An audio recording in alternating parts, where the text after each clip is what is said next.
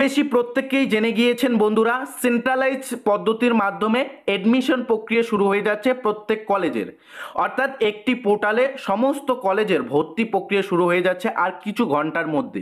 অর্থাৎ 2024 সালের 24শে জুন নাগাদ শুরু হচ্ছে, অর্থাৎ কিছু ঘন্টার মধ্যে কিন্তু শুরু হয়ে যাচ্ছে।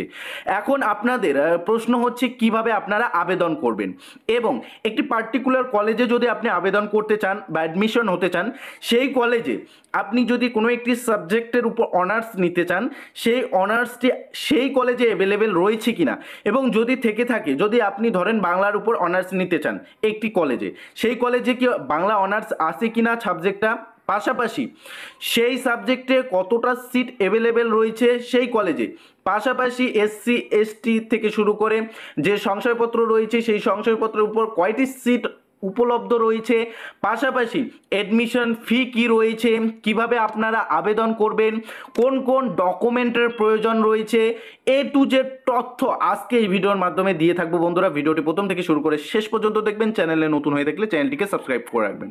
আপনারা জানেন মোবাইলের মাধ্যমে আপনারা অ্যাপ্লাই করতে পারবেন। এর জন্য গুগলে এসে শুধুমাত্র আপনারা সার্চ দেবেন wbcap.in বা WBCAP লিখেও সার্চ দিলে আপনারা ডাইরেক্ট এডমিশন পোর্টাল বলতে একটি ওয়েবসাইট পেয়ে যাবেন। তার উপর ক্লিক দিলে আপনারা কিন্তু wbcap.nic.in এর অফিসিয়াল ওয়েবসাইটে ভিজিট করতে পারবেন। চলে আসার পর আপনারা একটি পার্টিকুলার কলেজ থেকে শুরু করে ইউনিভার্সিটি থেকে শুরু করে সমস্ত তথ্য কিন্তু দেখতে পারবেন। এর জন্য একেবারে আমরা নিচে চলে আসব। এখানে দেখতে পাচ্ছেন বাই ডিস্ট্রিক্ট ওয়াইজ আপনাদের ইউনিভার্সিটি বা কলেজ, পার্টিকুলার কলেজ চুজ করে কিন্তু আপনি সমস্ত তথ্য দেখতে পাবেন। এর জন্য সর্বপ্রথম কিন্তু আপনাদের এখানে ডিস্ট্রিক্টটি সিলেক্ট করতে লাগবে। দেখতে পাচ্ছেন সিলেক্ট ডিস্ট্রিক্ট, এর উপর আপনাদের ক্লিক দিতে লাগবে। ক্লিক দিলে কিন্তু আপনাদের এখানে ডিস্ট্রিক্ট সিলেক্ট করতে পারবেন।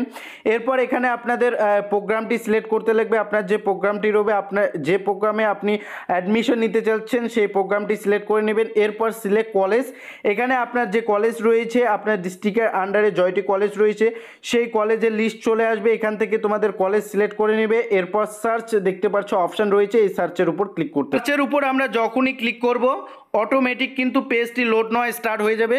সরাসরি অন স্ক্রিনে দেখতে পারলে যে পেজটি কিন্তু অটোমেটিক লোড নেওয়ার পর কিন্তু নিচে কিন্তু আমাদের যে কলেজের কয়টি ডিপার্টমেন্ট রয়েছে, অর্থাৎ কয়টি সাবজেক্ট রয়েছে তার কিন্তু লিস্ট চলে এসছে। তো সর্বপ্রথম দেখতে পাচ্ছেন যে বাংলা রয়েছে, এখানে প্রথম সাবজেক্ট রয়েছে বাংলা, অথবা আপনারা এখান থেকে ইকোনমিক্স বা হিস্ট্রি বা এখান থেকে আপনারা কিন্তু ইংলিশ, এছাড়াও যে যে সাবজেক্ট অ্যাভেলেবেল রয়েছে সেই সাবজেক্ট কিন্তু এখানে দেওয়া রয়েছে।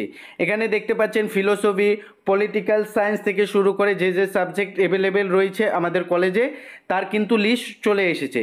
তো এখান থেকে আপনারা একটি পার্টিকুলার কলেজ বা ইউনিভার্সিটি একটি কিন্তু সিলেক্ট করে সেই কলেজ বা ইউনিভার্সিটিতে কোন কোন সাবজেক্ট উপলব্ধ রয়েছে, পাশাপাশি সেই সাবজেক্টে কত টাকা ফি রয়েছে সেটাও দেখতে পারবেন। ফিটি কিভাবে দেখবেন, এর জন্য দেখতে পাচ্ছেন ধরেন আমরা হিস্ট্রিতে অ্যাডমিশন নেব।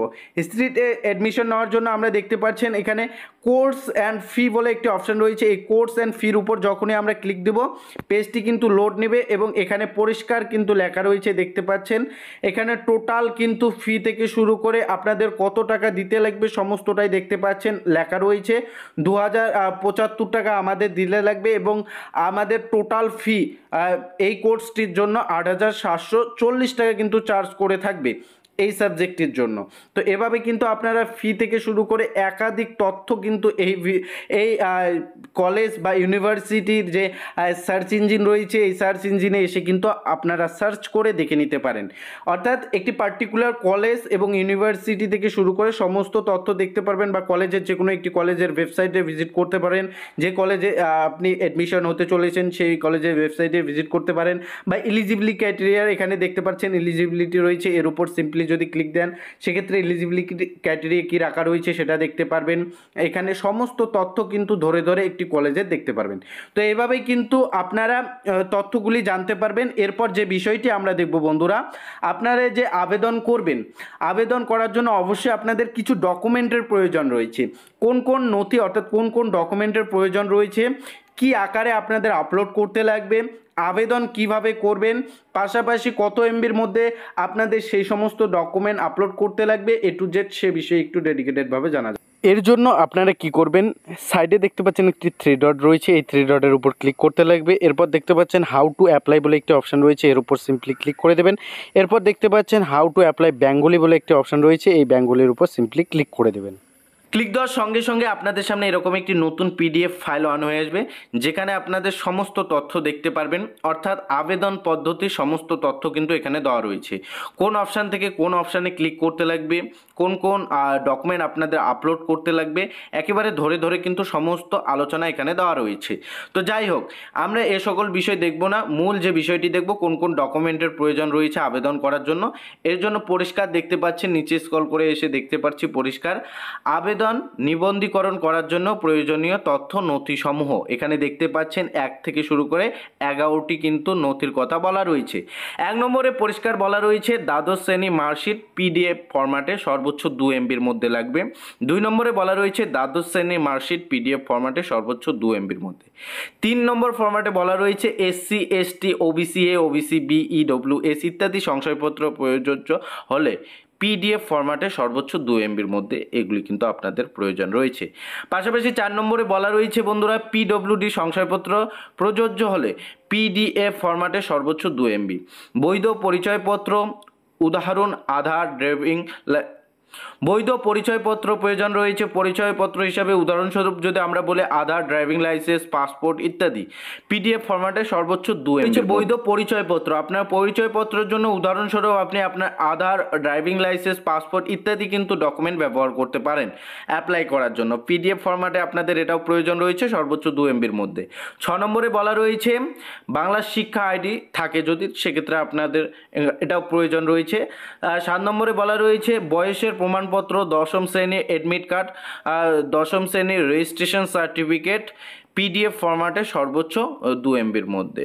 এর পাশাপাশি বলা রয়েছে 8 নম্বরে আবেদনকারীর রঙিন ছবি জেপিজি বা জেপিইজি বা পিএনজি ফরম্যাটে সর্বোচ্চ 2 MBর মধ্যে। এগুলি কিন্তু আপনাদের আপলোড করতে লাগবে, আবারও বলে দিচ্ছি।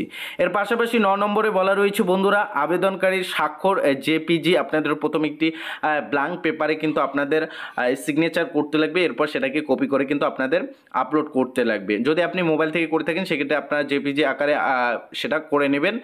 বিভিন্ন অ্যাপ পাওয়া যায়, আপনারা প্লে স্টোরে গিয়ে সার্চ দেবেন JPG transfer photo two JPG করে নেবেন, জিপিইজি বা পিএনজি করে নেবেন।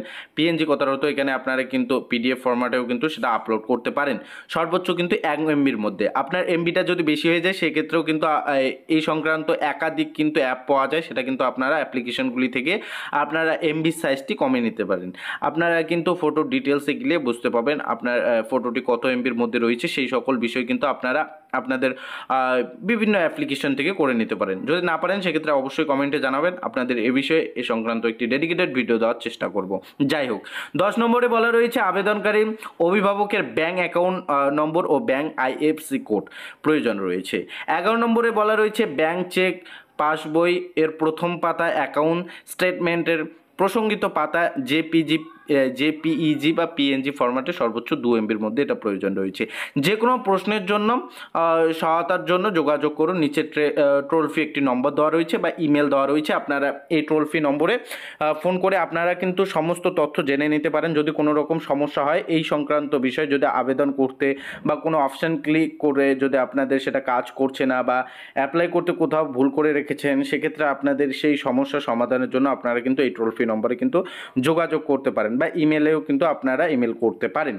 তো যেহেতু আগামীকাল থেকে আবেদন প্রক্রিয়া শুরু হয়ে যাচ্ছে আর কিছু ঘন্টার মধ্যেই, তো সেক্ষেত্রে আপনাদের বলবো যখনই আপনারা অ্যাপ্লাই প্রসেস সম্পূর্ণরূপে শুরু হয়ে যাবে, লগ ইন বা রেজিস্ট্রেশন অপশন দিয়ে দেবে, অবশ্যই আপনাদের ভিডিও আকারে উপস্থাপন করার চেষ্টা করব, আপডেট দেওয়ার চেষ্টা করব। ভিডিওটি অবশ্যই এই ভিডিওটি শেয়ার দিয়ে অন্যকে পাশাপাশি আপনাদের জানাবো যখনই আর কিছুক্ষণের মধ্যে যখনই আবেদন প্রক্রিয়া শুরু হয়ে যাবে আর রেজিস্ট্রেশন বা লগ ইন অপশান দিয়ে দেবে, তখনই আপনাদের কিন্তু আরও একটি নতুন ভিডিও আকারে উপস্থাপন করব, অর্থাৎ এ টু জেড ডিটেলস ধরে ধরে জানানোর চেষ্টা করব। চ্যানেলে চোখ রাখবেন, চ্যানেলটিকে সাবস্ক্রাইব করে ভিডিওটিতে লাইক প্রদান করে দেবেন। যাই হোক, এটাই কিন্তু এই মুহূর্তে আপডেট জানানোর ছিল। আশা করি আপডেটটি পরপর উপকৃত হয়েছেন, অন্যকে ভিডিওটি শেয়ার দিয়ে দ্রুত জানানোর চেষ্টা করবেন।